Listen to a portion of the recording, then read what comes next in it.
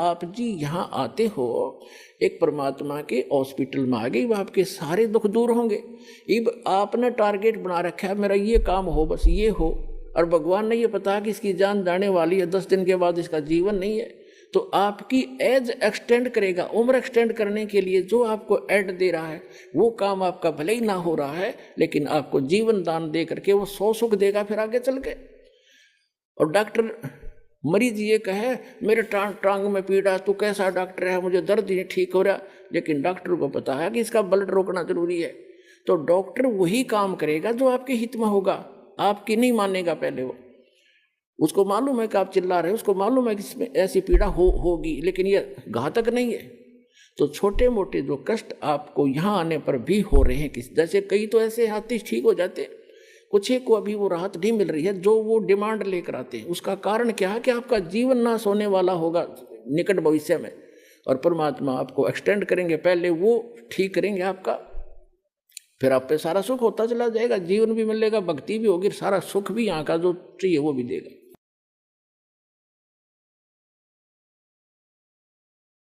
तो प्रसंग चल रहा है कि हम गीता अध्याय नंबर 15 के श्लोक नंबर 1 से 4 में ये स्पष्ट किया है कि उल्टे लटके हुए संसार रूपी वृक्ष को जो जानता स वेदवित, वो तत्वदर्शी संत है, वो वेद के तात्पर्य को जानने वाला यानी ज्ञान युक्त है, वो तत्व ज्ञान युक्त है। तो वो ज्ञान स्वयं भगवान ने बोला करके 600 वर्ष पहले, जिसको हम एक जुल्हा एक धान कहा करते थे। पुण्यात्माओं, ये आपके पिता हैं, पूरे विश्व के सभी आत्माओं के हमदर्द हैं। हमारे लिए ये कैसे वेशभूषा में यहाँ रहा करते थे और कैसा रोल करते थे, और पूरे ब्रह्मांडों का संचालन भी वो एक झोंपड़ी में बैठकर किया करते थे। उसकी समर्थता से जब आप परिचित होगे तब आपको पता चलेगा सचमुच हम भगवान को छोड़कर अन्य की जो साधना कर रहे थे वो मोक्षदायक भी नहीं थी, सुखदायक भी नहीं थी। तो क्या बताया परमात्मा ने, अक्षर पुरुष एक पेड़ है जो पृथ्वी से बाहर दिखाई देता, उसको पूरे सभी विभाग सहित उसको पेड़ बोलते हैं, ट्री बोलते हैं, वृक्ष कहते हैं, दरखत कहते हैं, रूख कहते हैं। और उसकी जो नीचे का जो हिस्सा है जड़, वो प्रोक्ष है, वो गुप्त है। तो इसको उल्टा कर लीजिए, ऊपर को जो जड़ है वो संसार रूपी वृक्ष की, तो वो जड़ तो समझो पूर्ण परमात्मा है, और उस पूर्ण परमात्मा ने आके बताया है कि अक्षर पुरुष एक पेड़ है, और सरपुरुष वा की डार, ज्योति निरंजन जिसके कहते हैं सरपुरुष, और तीनों देवा शाखा है ये पात रूप संसार। ये देखिएगा एक संसार रूपी वृक्ष का चित्र दिखाते हैं। ये पृथ्वी से बाहर जो दिखता है समझो,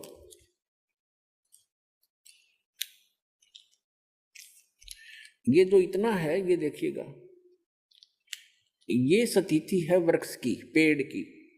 परमात्मा ने खुद बताया कि अक्षर पुरुष एक पेड़ है, ये सारा एक पेड़ है, और इसका तना जो है ये अक्षर पुरुष है, और सरपुरुष या की डार, और तीनों देवा शाखा हैं ये पात रूप संसार। आप जी यहाँ पर हैं नीचे, और ये अक्षर पुरुष है, ये तना है, ये अक्षर पुरुष तो समझो एक तना है ये इस पेड़ का, और इससे एक मोटी डार निकली है, वो सरपुरुष है, ये सरपुरुष है जिसको ब्रह्म कहते हैं, ब्रह्म। और ये तीनों देवा, इसके 3 पुत्र हैं, इसकी 3 शाखाएं हैं, रजगुण ब्रह्मा जी, सतगुण विष्णु जी, तमगुण शिव जी, और पात रूप संसार। अब ये तो उस परम पिता ने आके बता दिया कि अक्षर पुरुष एक पेड़ है, और निरंजन वा की डार, ये सरपुरुष वा की डार, और तीनों देवा शाखा है ये पात रूप संसार। तो ये जड़ कौन है ये बताने के लिए दास को भेजा है कि ये जड़ जो है ये परम अक्षर ब्रह्म है इस संसार रूपी वृक्ष की। और वो परम अक्षर ब्रह्म कौन है? अनंत कोट ब्रह्मांड का एक रति नहीं भारे, ये सतगुरु पुरुष कबीरे हैं कुल के सिरजनहारे। ये हो परम अक्षर ब्रह्म। अपने आत्मा उस परमात्मा ने स्वयं आकर बताया कि अक्षर पुरुष एक पेड़ है, सरपुरुष वा की डार, और तीनों देवा शाखा हैं, ये पात्र रूप संसार। तो गीता अध्याय नंबर 15 के श्लोक नंबर 1 में कहा कि जो संत, जो व्यक्ति संसार रूपी वृक्ष के इन सभी पार्ट्स को बता देगा, छंद को बता देगा, स वेदवित, तो तत्वदर्शी संत। उसके पश्चात 15वें अध्याय के 4थे श्लोक में कहा, उसके पश्चात परमेश्वर के उस परम पद की खोज करनी चाहिए। जब तत्वदर्शी संत मिल जाए, उस तत्व ज्ञान से गीता अध्याय नंबर 15 के श्लोक नंबर 1 से 4 का निष्कर्ष दास बताने जा रहा है। तीसरे में कहा है कि उस तत्व ज्ञान से इस अज्ञान रूपी गुत्थी को काट कर, समझ कर, उसके पश्चात परमेश्वर के उस परम पद की खोज करनी चाहिए, जहां जाने के बाद साधक फिर लौटकर कभी संसार में नहीं आते। और गीता ज्ञानदाता कहता है कि जिस परमेश्वर से संसार रूपी वृक्ष की ये प्रवृत्ति विस्तार को प्राप्त हुई है, यानी जिसने सब ब्रह्मांडों की रचना की है, केवल उसकी भक्ति करना और की नहीं। अपनी भी भक्ति को मना करता है, तुझे मोक्ष चाहिए, वहां जाना चाहता है, जहां जाने के बाद लौटकर साधक फिर संसार में कभी नहीं आते, उसके विषय में कहता है फिर तो उसी की भक्ति करनी है और को इष्ट रूप में नहीं मानना। ये देखिएगा श्रीमद् भगवत गीता दिखाते हैं आपको, ये देखिएगा श्रीमद् भगवत गीता और जयदयाल गोविंद का द्वारा इसका अनुवाद है। इसके 15वें अध्याय पर चलते हैं। यह है अथ पंथ 10वां अध्याय, 15वां अध्याय। इसमें कहा है, श्री भगवान वाच, ऊर्ध्व मूलम अधः शाखम अश्वत्थम प्राहु अव्यम छंदासी यस्य प्रणानी ये तम वेद स वेदवित। इन्होंने अनुवाद ठीक नहीं करना आया, ये तो ठीक लिखा है ना, आदि पुरुष परमेश्वर तो समझो, ऊपर को जड़ है वो तो पूर्ण परमात्मा है। ऊर्ध्व मूलम, ऊपर को शाखा लिखना था, वो आदि पुरुष परमेश्वर है। और अधः शाखम, नीचे को शाखा वाला, ये गलत लिखा है, पर माँ रूप मुख्य शाखा वाले नहीं। ये देखो दूसरे मंत्र में गीता अध्याय नंबर 15 के श्लोक नंबर 2 में अधः और अधः 2 बार आए हैं। इन्होंने इसका अनुवाद यहाँ किया है, अधः माने नीचे, अधः माने नीचे, बिल्कुल ठीक है। अधः माने नीचे, अधः माने नीचे। तो यहाँ ऊर्ध्व माने ऊपर, ऊर्ध्व माने ऊपर। यहाँ देखो, हम ही इसे देख लेंगे प्रथम अध्याय में, 15वें अध्याय के प्रथम मंत्र में, ऊर्ध्व मूलम, ऊपर को जड़ वाला, मूल जड़, और अधः शाखम, नीचे को शाखा वाला। एक आम बालक भी समझ जाए इस ज्ञान से। और संसार रूपी पीपल के वृक्ष को अविनाशी कहते हैं। छंद, छंद वेद नहीं होते, छंद माने इसके विभाग, जिसके पत्ते आदि कहे गए हैं। और तम वेद, तम यह वेद, जिसको उस संसार रूपी वृक्ष को जो अंधकार रूप में छुपा हुआ है, ज्ञान रूप में, जिसको समझ नहीं सके, उस संसार रूप वृक्ष को जो पुरुष मूल सहित यानी जड़ से लेकर और पत्तों तक तत्व से जानता है, स वेदवित, स वेदवित, वह वेद के तात्पर्य को जानने वाला है, अर्थात वह तत्वदर्शी संत है। अब यहां देखो, अब 15वें अध्याय का हमने इसमें सारा बता रखा है। तीसरे में क्या कहा है कि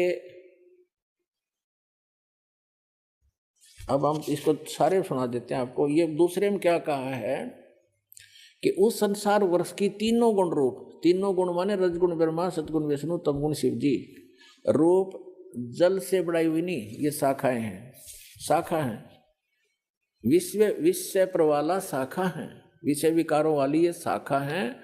रजगुण ब्रह्मा, सतगुण विष्णु, तमगुण शिव जी, अधः नीचे और ऊपर फैली हुई है।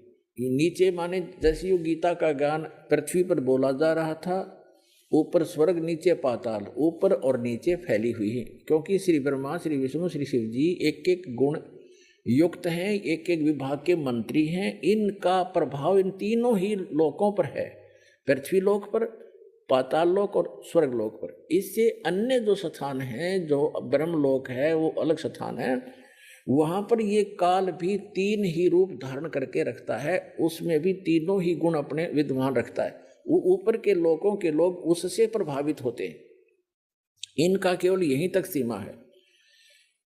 अब देखो ऊपर और नीचे फैली हुई, और मनुष्य लोक में, इस संसार में कर्मों के अनुसार बांधने वाली ये भी मुख्य मूलानी मुख्य कारण है, नीचे और ऊपर फैली हुई है, नीचे और ऊपर। अब तीसरे में कहा है कि इस संसार वर्ष का स्वरूप जैसा कहा है वैसा यहाँ विचार काल में गीता ज्ञानदाता कहता कि जैसा इसके बारे में सुना है उसको पूर्ण रूप से मैं तेरे को नहीं बता पाऊंगा इस गीता जी के डिस्कशन में। वैसा इस संसार वर्ष का स्वरूप जैसा कहा है वैसा यहाँ विचार काल में नहीं पाया जाता, नहीं पाया जाता। क्योंकि गीता ज्ञानदाता कहता है कि क्योंकि न तो इसका आदि है और न अंत, तथा न इसकी अच्छी प्रकार से स्थिति है, यानी वो परिचित नहीं है उससे।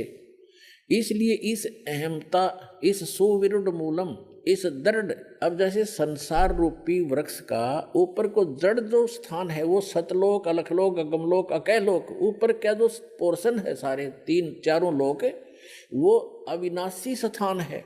इसलिए सुदृढ़ मूल कहा, वो मूल जो है वो अविनाशी है, वो शाश्वत है। तो उस संसार रूपी वृक्ष के उस दृढ़ रूपी मूल वाले, यानी जो कभी नाश में नहीं आता, वो जड़ रूपी स्थान, वो भगवान समझो, स्थान और भगवान, यानी वहाँ का लोक भी अविनाशी, वहाँ का भगवान भी अविनाशी, वहाँ के गए हुए प्राणी भी अविनाशी। ये देखो सुविरुद्ध मूलम, उस अहमता ममता नहीं, उस अति दृढ़ मूल वाले, यानी उस अविनाशी मूल स्थान, जड़ रूपी स्थान वाले संसार रूपी पीपल के वृक्ष को दृढ़ असंग शस्त्रेण छित्वा, इन्होंने यहाँ गलत कर दिया, वैराग रूप शस्त्र द्वारा नहीं, उस तत्व ज्ञान रूपी शस्त्र द्वारा काट कर, उसको समझ कर, उसके बाद चौथे श्लोक में कहा है, 15वें अध्याय के चौथे श्लोक में कहा है, ये 15वां अध्याय चल रहा है, 15वां अध्याय, यहाँ हमारे चौथा श्लोक पढ़ रहे हैं। उसके पश्चात उस परम पद रूप परमेश्वर को भली भांति खोजना चाहिए, जिसमें गए हुए पुरुष यानी साधक फिर लौटकर संसार में नहीं आते, उनका जन्म मरण फिर नहीं होता, और जिस परमेश्वर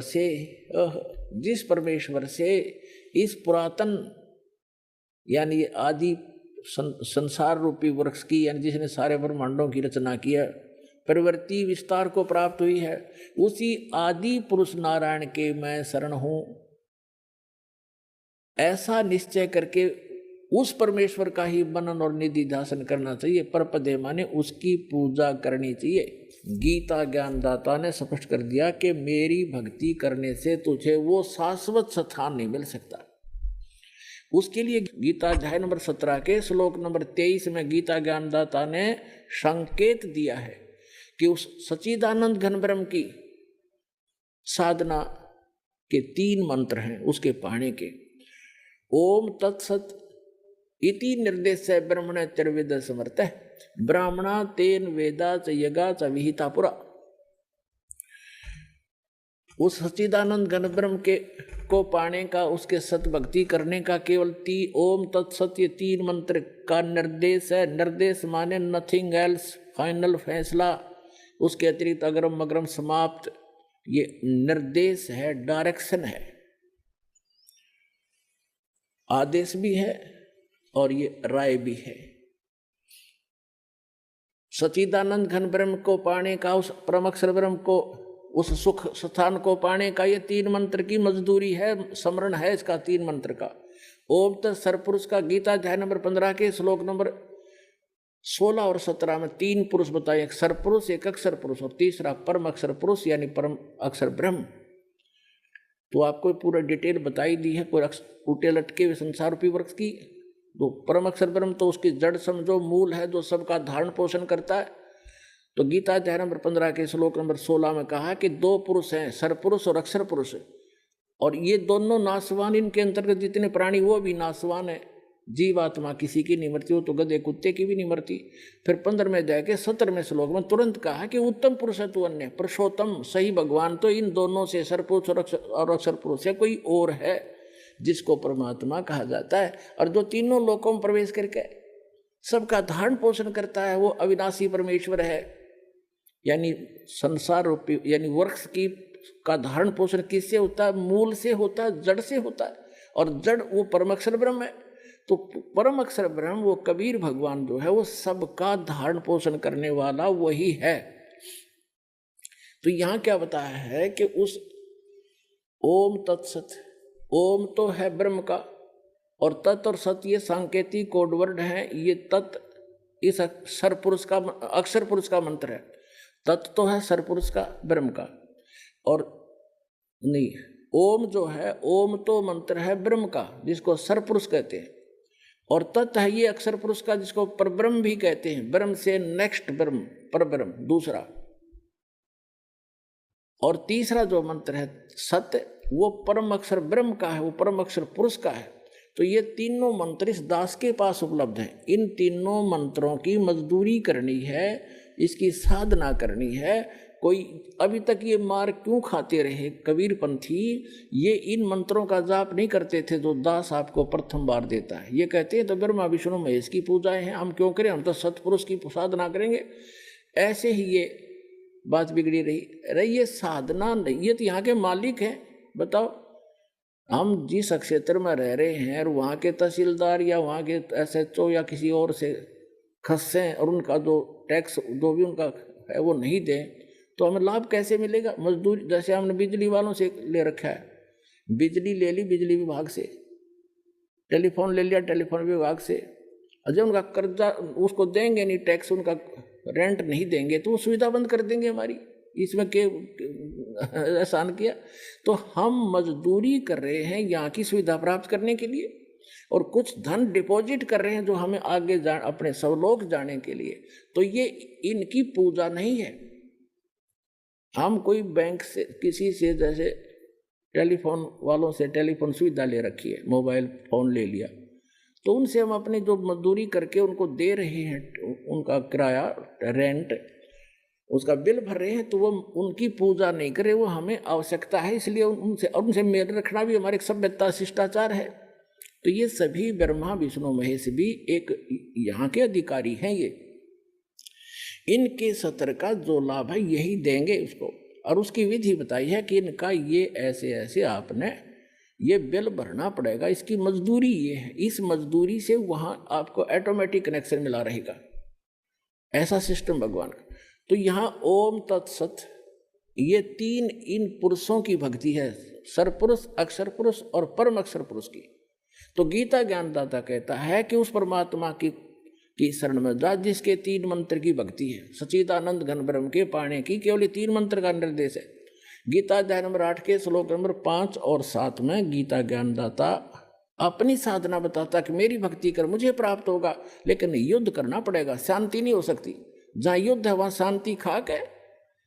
तो कहता है तूने युद्ध करना पड़ेगा, यदि तुझे परम शांति चाहिए तो 18वें अध्याय के 66वें श्लोक में कहा कि उसकी शरण में जा, उस परम अक्षर ब्रह्म की शरण में। उस परम अक्षर ब्रह्म की शरण का मंत्र बता दिया गीता अध्याय नंबर 17 के श्लोक नंबर 23 में। और अब 8वें अध्याय के 8, 9, 10 श्लोक में गीता ज्ञानदाता कहता है कि उस परम अक्षर ब्रह्म की भक्ति करेगा तो उसको प्राप्त होगा, जहाँ जाने के बाद साधक फिर लौट कर कभी संसार में नहीं आता। तो वहाँ सारी सुख सुविधाएं हैं। पुण्यात्माओं, आपका सौभाग्य है, धन है आपके माता पिता जिनसे जन्म हुआ ऐसे समय में। अपना कल्याण कराओ, भक्ति करो और मोक्ष पाओ।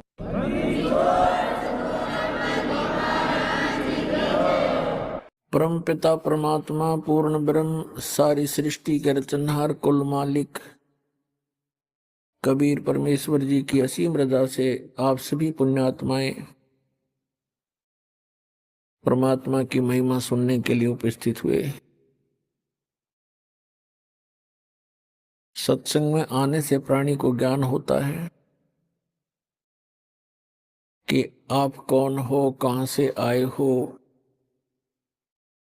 आप यहां किस उद्देश्य को लेकर जी रहे हो, वास्तविक आपका कर्तव्य कौन सा है, कौन से कर्म पाप दायक हैं, कौन से पुण्यदायक हैं। उन सभी का ज्ञान सत्संग से होता है प्राणी को। तो पुण्यात्मा, परमेश्वर पूर्ण ब्रह्म सत्य पुरुष परम अक्षर पुरुष परम अक्षर ब्रह्म कहो, अल्लाहु अकबर कहो, ग्रेट गॉड कहो, इसे कंप्लीट गॉड कहो। ये पूरे ब्रह्मांडों का, संपूर्ण जगत का, सभी आत्माओं का ये जनक है, सबका क्रिएटर है। वो कैसा है, कहाँ है, किसने देखा है और परमात्मा की आवश्यकता क्यों है, परमात्मा की आवश्यकता क्यों पड़ी हमें, हम किस लिए परमात्मा की साधना करते हैं, क्या उद्देश्य लेकर करते हैं और क्या उद्देश्य लेकर भगवान की भक्ति करनी चाहिए और क्या उद्देश्य लेकर नहीं करनी चाहिए। ये सर्व जानकारी सत्संग से होती है। पुण्यात्माओं, सर्वप्रथम तो आपको ये ज्ञान होना चाहिए कि आप जी एक बहुत भयंकर लोक में रह रहे हैं। बहुत ही भयंकर लोक है ये। और इस लोक का जो राजा है, यहाँ का जो स्वामी है, मालिक है 21 ब्रह्मांड का, उसको सरपुरुष कहा है। श्रीमद् भगवत गीता अध्याय नंबर 15 के श्लोक नंबर 1 से 4 और 16-17 में प्रभु की परिभाषा वर्णित है सांकेतिक कोड वर्ड्स में। उसमें लिखा है कि संसार में 2 पुरुष हैं, 16वें श्लोक में 15वें अध्याय के। एक सरपुरुष है, एक अक्षर पुरुष है। सरपुरुष ये ब्रह्म है जिसके लोक में आप और हम निवास कर रहे हैं। इसको संतों ने, परमेश्वर ने, कबीर देव ने इसको काल कहा है और यही गीता का ज्ञान दाता है।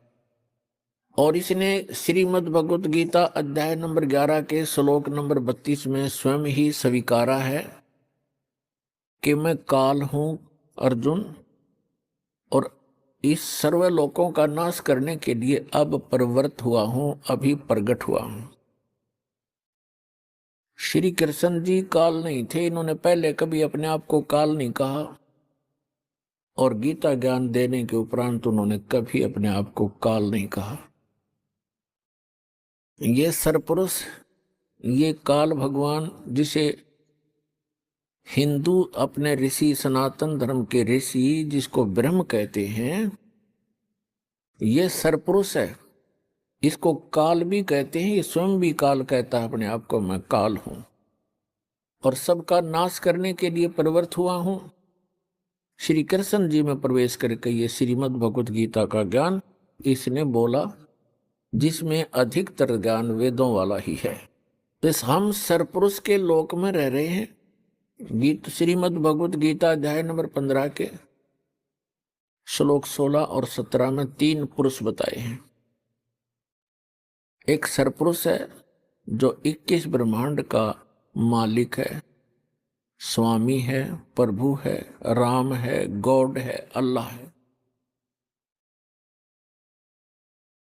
और दूसरा अक्षर पुरुष है जिसके 7 शंख ब्रह्मांड हैं, नील, पद्म, शंख, 7 शंख, 7 शंख ब्रह्मांड का वो स्वामी है।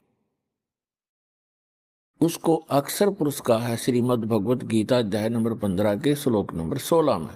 16 में सरपुरुष और अक्षर पुरुष ये 2 पुरुष बताए और दोनों ही नाशवान, और इनके अंतर्गत जितने प्राणी हैं वो भी, उनका भी शरीर नाशवान है। जीवात्मा किसी की नहीं मरती, वो तो गद्दे की भी नहीं मरती, कुत्ते की भी नहीं मरती। फिर श्रीमद् भगवत गीता अध्याय नंबर 16 के श्लोक नंबर 17 में तुरंत कहा है कि उत्तम पुरुष है तू अन्य परमात्मा इति उदाहरते। यह लोग तरम आविश्य विभर्ति अवय ईश्वर है। उत्तम पुरुष यानी पुरुषोत्तम, श्रेष्ठ परमात्मा तो कोई और है इन दोनों से, सरपुरुष और अक्षर पुरुष से। वही तीनों लोकों में प्रवेश करके सबका धारण पोषण करता है, और वो वास्तव में अविनाशी परमात्मा है। अपने आत्माओं श्रीमद् भगवत गीता अध्याय नंबर 15 के श्लोक नंबर 1 से 4 में स्पष्ट किया है। एक मंत्र में कहा है कि ऊपर को जड़ और नीचे को तीनों गुण रूपी शाखा वाला, 1 और 2 में। गीता अध्याय नंबर 15 के श्लोक मंत्र 1 और 2 का निष्कर्ष है कि ऊपर को जड़, वो तो मूल मालिक है, कुल मालिक है, पूर्ण परमात्मा है, और नीचे को तीनों गुण रूपी शाखा, रजगुण ब्रह्मा, सतगुण विष्णु, तमगुण शिव जी रूपी शाखा वाला ये उल्टा लटका हुआ संसार रूपी वृक्ष है। और जो संत इसके सभी विभाग बतावे वह तत्वदर्शी संत है। ऊपर को जड़ तो पूर्ण परमात्मा है, सत्य पुरुष है, अविनाशी परमेश्वर है, परम अक्षर ब्रह्म है। और संसार रूपी वृक्ष को अर्थात किसी भी पेड़ को मूल से ही सर्व कुछ प्राप्त होता है, मूल से जड़ से ही उसका पोषण होता है। इसलिए हमारा सबका जो मूल मालिक है, कुल मालिक है, जो संसार रूपी वृक्ष की जड़ है, मूल है, जिसने सब ब्रह्मांडों की रचना की और सभी का वो पालन पोषण भी कर रहा है, वो सत्य पुरुष है, वो परम अक्षर पुरुष है। वही पूजा के योग्य है, वही पाप नाशक है, वही मोक्षदायक है, वही सबका जनक है, सर्व उत्पादक है। तो श्रीमद् भगवद गीता अध्याय नंबर 15 के श्लोक नंबर 1 में कहा है कि जो इन सभी विभागों को, इसके विभाग बता देगा, भिन्न भिन्न इन भगवानों की सतिथि बता देगा, वो तत्वदर्शी संत है। तो परमेश्वर स्वयं आते हैं वो तत्व ज्ञान बताने के लिए। अब वो परमेश्वर 600 वर्ष पहले आए थे बनारस के अंदर, भारतवर्ष की काशी नगर में, और वहां पर 120 वर्ष रहे थे, सहशरीर आए थे, सहशरीर वो चले गए थे। 120 वर्ष एक जनसाधारण की लीला की उन्होंने, हमारे लिए एक निर्देश दिया, एक एग्जाम्पल कोड किया, उदाहरण पेश करके चले गए कि यदि आप जी ने मोक्ष प्राप्ति करनी है तो इस घटिया लोक की किसी अधिक वस्तु की इच्छा मत करना, ये आपके गले की झाड़ बन जाएगी। घनी संपत्ति और ज्यादा कार कोठी ये आपको यही घसीटे रखेगी, सतलोक जाने नहीं देंगे। फिर भी परमात्मा ने कहा है कि जैसे आपकी किस्मत भाग्य में परमात्मा ने दिया है उसमें संतोष करना, चाहे वो कितना ही है, उसको अपना ना मानना, ये आपका नहीं है, ये भूल मत करना। परमेश्वर ने बताया है कि काया तेरी है नहीं, ये माया कहां से हो, शरण कमल में ध्यान रखो, इन दोनों को खो। ना तो ये संपत्ति तेरी है, ना ये काया तेरी है। जब काया ही नहीं तेरी तो संपत्ति को कैसे तू अपनी मान बैठा। बोली आत्मा, ये कोई नशा है तेरे अज्ञानता का। अब ये अज्ञानता का नशा हटाने के लिए एंटीबायोटिक ये औषधि सत्संग रूपी तत्व ज्ञान आपको डोज पर डोज दी जा रही है। एक दिन आपकी ऐसी भूल मिटेगी, आप बहुत ज्यादा आश्चर्य मनाओगे इस बात का कि देख कितने मूर्ख बनकर हम एक रोटी के लिए और नकली लोक लाज को मेंटेन करने के लिए हम कैसे मूर्ख बनकर भगवान से दूर बने हुए थे। परमात्मा का वो ज्ञान आपका आधार बनेगा। तो इस लोक में वो परमात्मा आते हैं, तत्व ज्ञान प्रचार करते हैं। और वो उन्होंने बताया है कि अक्षर पुरुष एक पेड़ है, निरंजन वा की डार, सरपुरुष वा की डार, और तीनों देवा शाखा है, ये पात रूप संसार।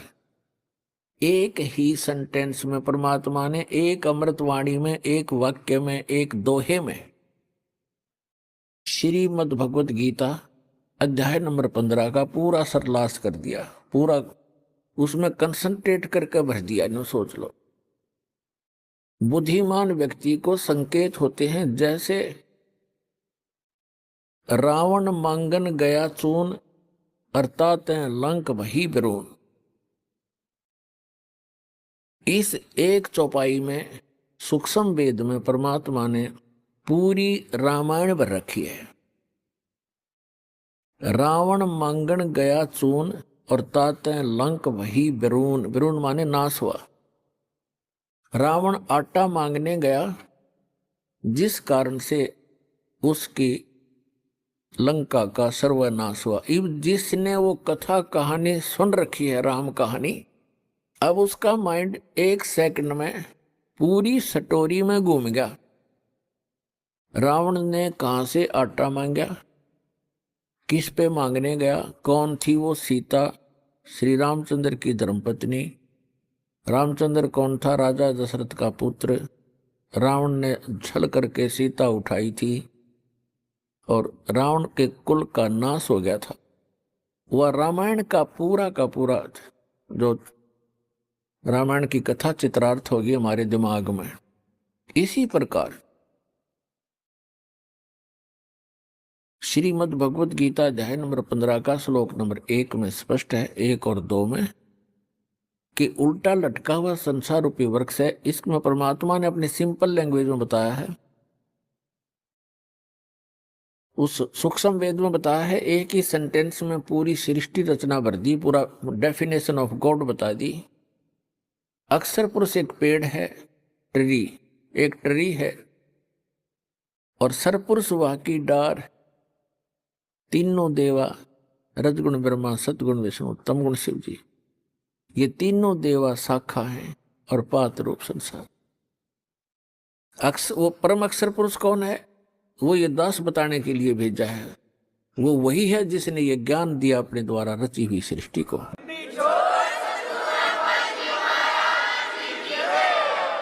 वही है जिसने अपनी द्वारा रची हुई सृष्टि को ठीक ठीक बताया, वो परम अक्षर ब्रह्म है। श्रीमद् भगवत गीता अध्याय नंबर 15 के श्लोक नंबर 1 से 4 का निष्कर्ष है कि अर्जुन,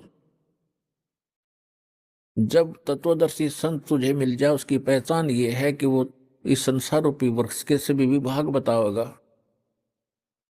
उसके पश्चात परमेश्वर के उस परम पद की खोज करनी चाहिए, जहां जाने के बाद साधक फिर लौटकर कभी जन्म मृत्यु में नहीं आते। और जिस परमेश्वर ने सारे ब्रह्मांडों की रचना की, उसी की भक्ति करनी चाहिए, और की नहीं। श्रीमद् भगवत गीता अध्याय नंबर 8 के श्लोक नंबर 1 में अर्जुन ने पूछा, आप जी ने गीता अध्याय नंबर 7 के श्लोक 29 में जिस तत्ब्रह्म की जानकारी दी है कि उस तत्ब्रह्म से परिचित, सारे अध्यात्म ज्ञान से परिचित और सभी कर्मों से परिचित प्राणी केवल जरा और मरण से छूटने का ही प्रयत्न करता है। तो वो किम तत्ब्रह्म, ऐसा वो तत्ब्रह्म क्या है जिसको जानकर संसार प्राणी साधक इस संसार की किसी वस्तु की इच्छा नहीं रखता। गीता ज्ञानदाता ने 8वें अध्याय के 3रे मंत्र में उसका उत्तर दिया है कि वो परम अक्षर ब्रह्म है, गीता ज्ञानदाता से अन्य है। तो वो परम अक्षर ब्रह्म ही हमारा सबका जनक है, वही हमारा पिता है, वही हमारी माता है, वही हमारा मित्र है, वही हमारा भाई है, वही हमारा मूल धन है। त्वमेव माता च पिता त्वमेव, त्वमेव बंधु च सखा त्वमेव, त्वमेव विद्या च द्रविणम त्वमेव, त्वमेव सर्व मम देव देव। ये वो परमात्मा है जिसके अंदर ये सर्व गुण हैं, जिनका हम रह कर व्याख्यान सुना और सुनाया करते थे। अभी तक हमें परमात्मा की परिभाषा का ABC का भी ज्ञान नहीं था। अब आपको A से लेकर Z तक ज्ञान हो गया इस तत्व ज्ञान को सुनने से, क्योंकि ये ज्ञान परमात्मा ही बताता है। और परमात्मा के बताए कोड वर्ड को, सांकेतिक शब्दों को परमात्मा का कृपा पात्र ही समझ सकता है। 5500 वर्ष हो गए श्रीमद् भगवत गीता, पवित्र श्रीमद् भगवत गीता, पवित्र चारों वेद, पवित्र पुराण आदि सदग्रंथों को रचे हुए श्री वेद व्यास जी द्वारा रचे गए थे। आज तक ना तो Ved Vyas writer of the सदग्रंथ वो समझ सका, और ना ही आज तक के विश्व का कोई धर्मगुरु इन पवित्र सदग्रंथों के कोड सांकेतिक शब्दों को ना समझ सका। इस दास पर रजा करी परमेश्वर कबीर जी ने आप अपने पुण्य आत्माओं के लिए ऐसे समय में, जिस समय आप शिक्षित हो, सदग्रंथ हमारे जीवित हैं, अन्यथा ये 50-100 वर्ष के बाद ये सदग्रंथ आपके हाथों से निकल जाते। फिर हमारे पास क्या आ जाते? हनुमान चालीसा, गणेश जी की आरती, भगवान शिव की आरती है, जय गणेश देवा माता थारी पार्वती, हम इसमें लगे रहते। तो पुण्यात्माओं, आज का जो सत्संग है, जो समागम है, वैसे तो सत्संग कोई भी किसी दिन का भी हो, अमृत होता है, आत्मा के लिए एक विशेष आहार होता है। और असंख्य जन्मों के पुण्यकर्मी प्राणी हो आप, जो आप जी को ऐसे समय में मानव शरीर प्राप्त है, स्त्री या पुरुष का, जिनको सतलोक आश्रम बरवाला जिला हिसार हरियाणा के अंदर आने का और उपदेश प्राप्त करने का सौभाग्य प्राप्त हुआ। लख बर सूरा जूझ ही लख बर सावत दे, लख बर यति जहान में तब सतगुरु शरणा ले। आप कितने पुण्यात्मा हैं युगों युगों के। लाल की कीमत को जौहरी बता सकता है, लाल को अपनी कीमत का ज्ञान नहीं होता। परमात्मा कहते हैं गोता मारूं स्वर्ग में जा बैठूं पाताल, और गरीबदास जी बता रहे हैं भगवान कबीर साहिब की महिमा। जैसे तुलसीदास जी ने रामायण का चित्रण किया था, लिख बोला था, ऐसे गरीबदास जी ने उस परम अक्षर ब्रह्म की महिमा का गुणगान किया हुआ है। इसलिए गरीबदास जी का नाम इसमें साथ आता है। कबीर साहब कहते थे कि गोता मारूं स्वर्ग में जा बैठूं पाताल, गरीबदास ढूंढता फिरूं अपने हीरे मोती लाल। परमात्मा कहते हैं कि मैं अपने हीरे मोती लाल इन पुण्यात्माओं को, जो पिछले जन्म के संस्कारी हैं, वो कहीं भी जन्मे हैं, कोई भी कारण बनाऊं, उनको मैं खोजता फिर रहा हूं, ढूंढता फिर रहा हूं। तो आप उन हीरे मोती लालों में से हो, जिनको परमात्मा युगों से खोज रहा है। अब जाकर फंसे हो तुम परमात्मा के।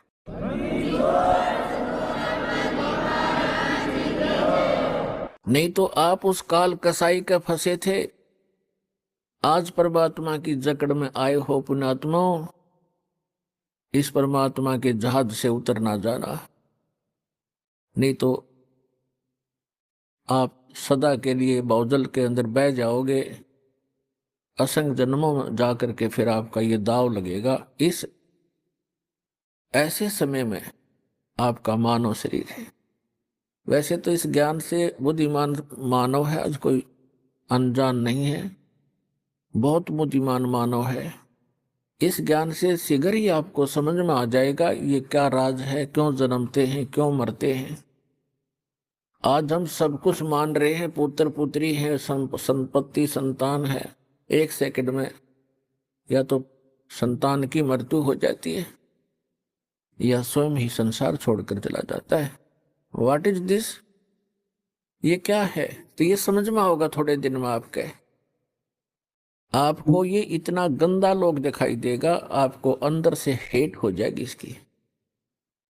जब तक यहाँ के अंदर से हेट नहीं होगी, अंदर से हेट का मतलब ये नहीं कि किसी से नफरत बनेगी, लेकिन इस जन्म मरण के जो कोल्लू में आप पड़े हुए हो, गिरे हुए हो रहट के अंदर, इससे नफरत हो जाएगी। ये क्या जीवन है?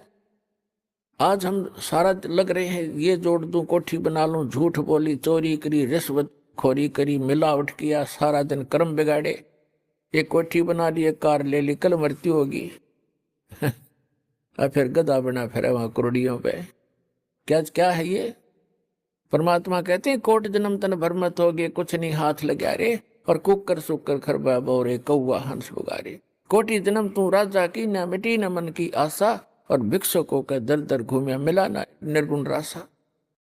तो कहने का भाव ये है कि आप जी को इस लोक का पता लग जाएगा कुछ दिनों में, और फिर आपकी स्थिति ऐसी हो जाएगी कि बंदी छोड़ दयाल जी तुम तक हमारी दौड़, और जैसे काग जहाज का अब सूजत और नेट हो। जैसे समुद्री जहाज के अंदर कौवे बैठकर चले जाते थे, क्योंकि रास्ते में यात्री आहार करते, खाना खाते हैं, पुण्यकर्मी प्राणी होते हैं, पशु पक्षियों को अवश्य कुछ अंश अपने भोजन का डालते हैं। तो कौवे चले जाते हैं जहाज पर बैठकर। रात्रि के समय काफी समय बीत जाता है, काफी दूर निकल जाता है जहाज। सूर्य उदय पर, पुराने समय की बातें हैं। उस समय दिशा सूचक यंत्र जो होते थे इतने एफिशिएंट नहीं होते थे, और वो कई बार इस चुंबकीय चट्टानों से डिस्टर्ब हो जाते थे। समुद्र के अंदर चुंबकीय चट्टान होती है, उनसे डिस्टर्ब हो जाते थे, और जो जहाज के चालक होते थे वो अपनी दिशा और दिशा सूचक को चेक करने के लिए, उसकी जांच करने के लिए जहाज पर बैठे हुए कौवे को पत्थर मार मार कर उड़ने को विवश कर देते थे। और कौवे के अंदर एक विशेषता दी है परमात्मा ने कि उसको वो भूलता नहीं, रात्रि में भी तो कौन सी दिशा से चला था, पूर्व से चला था या पश्चिम से चला था, या दक्षिण से चला था या उत्तर से चला था। तो वो तुरंत उसी दिशा को उड़कर चलता है, सीधा स्ट्रेट। उससे चालक तो अपनी दिशा की जांच कर लेता है कि हम सही दिशा में चल रहे हैं या नहीं, हमारा इंस्ट्रूमेंट ठीक काम कर रहा है कि नहीं। कुछ देर के बाद वो कौवा क्या देखता है, वहां से तो उड़ गया, आगे देखता कोई भी बैठने का ठिकाना उसको दृष्टि गोचर नहीं हो रहा। वो 1500 फुट उड़ जाता है, फिर वापस मुड़ जाता है उस जहाज की ओर, क्योंकि उस जहाज के अतिरिक्त उसको अपना जीवन रक्षक कोई भी नजर नहीं आता।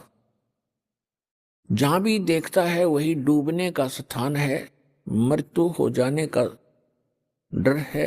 एक जहाज ही सुरक्षित स्थान उसको मिलता है। तो पुण्यात्माओं, परमात्मा ने एक संकेत दिया है कि एक दिन आपको कबीर भगवान और ये सतलोक आश्रम स्थान हरीश दास के द्वारा दिया गया ये अमृत नाम और ज्ञान, आपको ऐसा लगेगा जैसे परमात्मा कहते हैं, आप फिर ऐसे कहा करोगे, बंदी छोड़ दयाल जी तुम तक हमारी दौड़, और जैसे काग जहाज का अब सूजत और नठौर।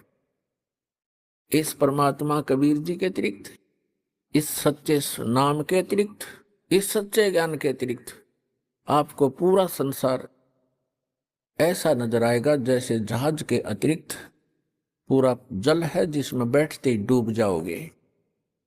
भावार्थ ये है परमात्मा का, यदि आप कबीर भगवान को और सतनाम को छोड़कर यदि आप अन्य संत की शरण में जाओगे तो डूब गए,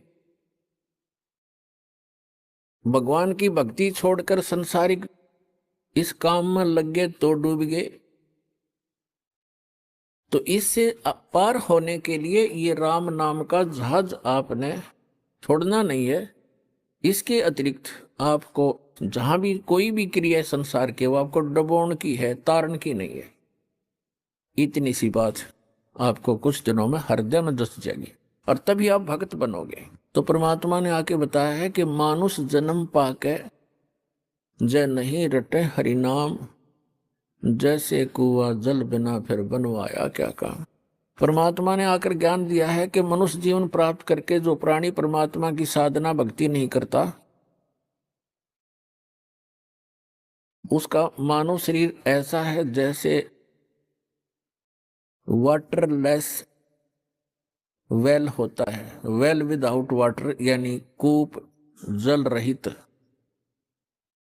कितना ही सुंदर कुआं हो, कूप हो और कितनी उसके ऊपर चित्रकारी कर रखी हो, उसमें जल नहीं है तो वो नाम भले ही कुआं है पर गुण कुएं के नहीं है। ठीक इसी प्रकार जो साधना भक्ति नहीं करते प्राणी मनुष्य जीवन पा करके, उनका नाम मनुष्य अवश्य है पर गुण मनुष्य के नहीं हो सकते। फिर दूसरी बात यह है कि जो साधना करते हैं एक पूर्ण परमात्मा की भक्ति इष्ट रूप में ना करके किसी अन्य देव को इष्ट बनाकर आन उपासना करते हैं, वो साधना करते करते भी फेल हैं, उनकी साधना भी व्यर्थ है। तो पुण्यात्मा, आज का जो शुभ दिन है,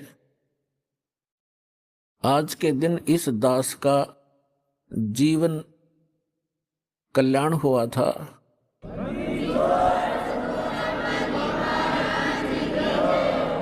आज का वो शुभ दिन है, इस दास के जीव का उद्धार हुआ था